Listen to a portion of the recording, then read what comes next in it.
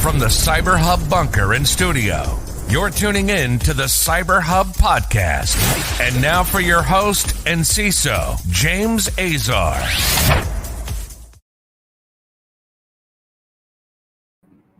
Well there, everyone. Good morning.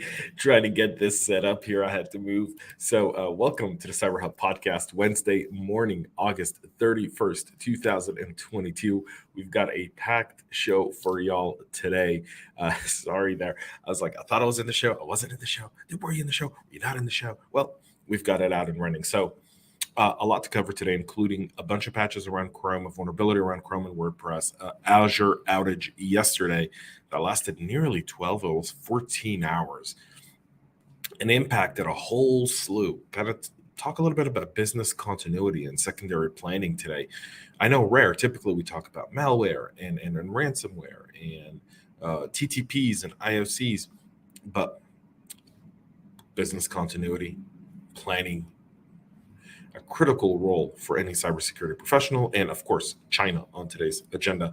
Let's get right into that. But before we do, grab your cup of coffee, grab your Celsius, grab your Red Bull, grab whatever you're drinking this morning. Have a drink with me. Coffee cup cheers. Let's get the ball rolling.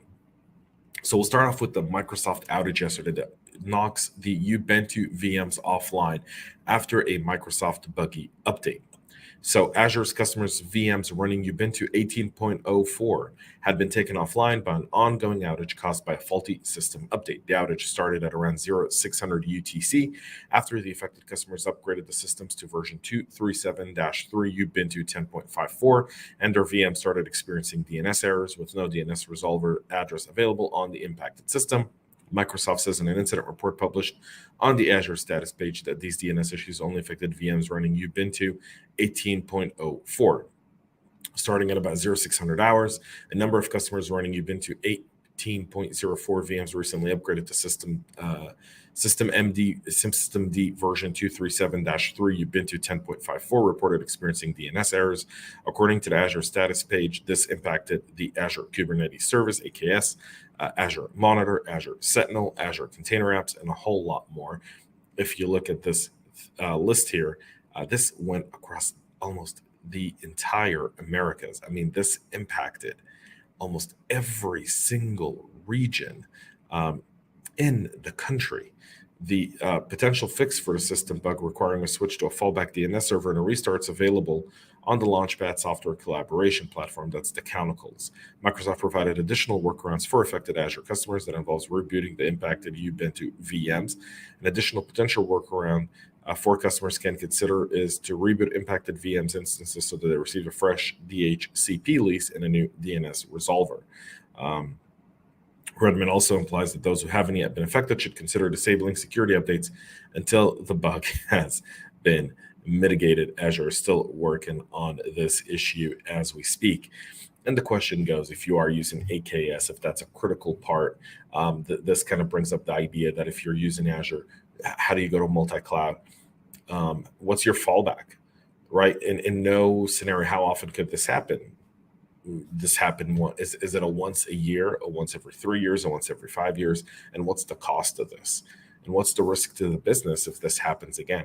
If this happens once every 3 years, just as an example, and you're down for 12 hours, 14 hours, you can't use critical functions, what's that cost to your business? And could a potential backup mitigate that cost? Great conversation to be having this morning.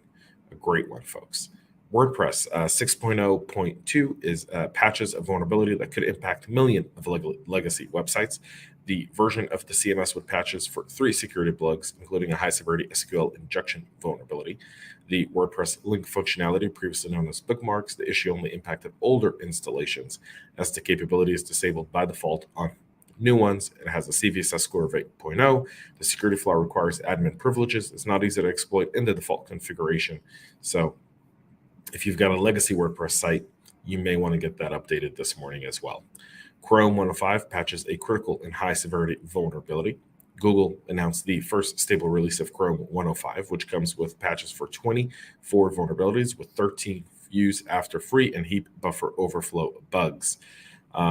21 of the resolved security defects were reported by external researchers, including one critical 8 high, 9 medium, and 3 low severity vulnerabilities. A total of 9 use after free issues were resolved with the latest browser updates, the most important of which is a critical flaw in the network service component, reported by Google Project Zero researcher Sergey Galaznov, the company noted in an advisory.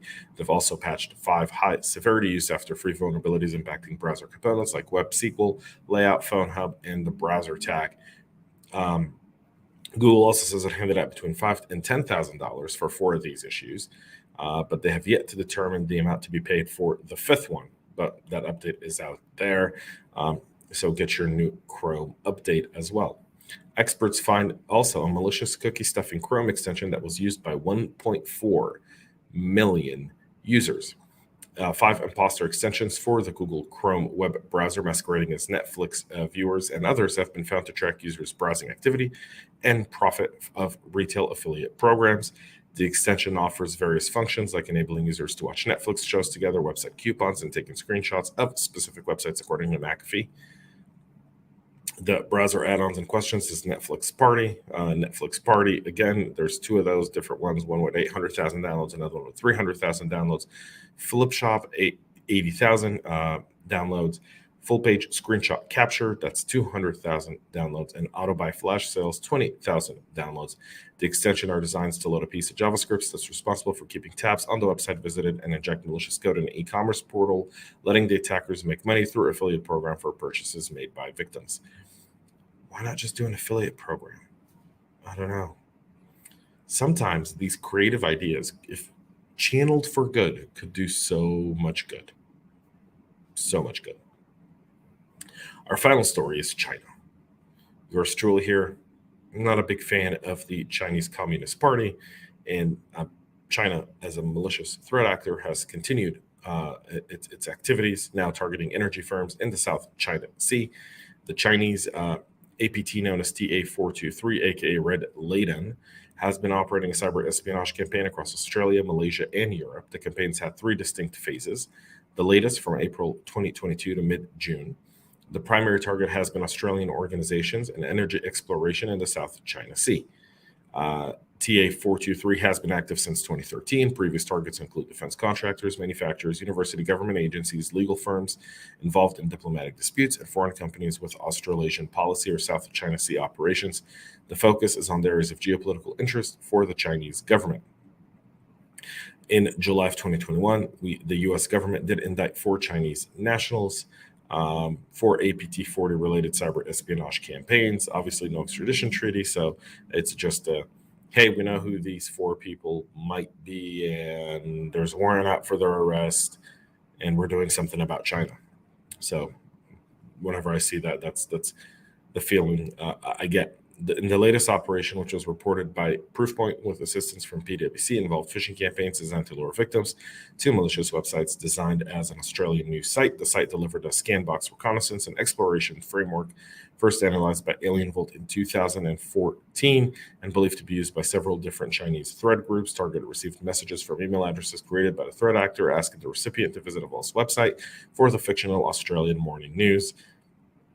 The site used genuine news stories lifted from sources like Reuters or BBC. Targets who visited the site were hit with the scan box, and then a subsequent campaign continued. The latest campaign is phase 3 of an ongoing campaign, primarily targeting Australia and Malaysia as well. Phase 2 was in March of 2022, again, targeting the same regions. So you can obviously see China is on the move, continuing its cyber espionage activities. So something to keep in mind as we head into tomorrow, folks. Folks, that's it for our show today. We'll be back with a whole lot more tomorrow. Thank you all for tuning in. Have a great rest of your day, and most importantly, stay cyber safe. We love feedback, so make sure to connect with us on social media and subscribe to our podcast on your favorite podcast listening platform.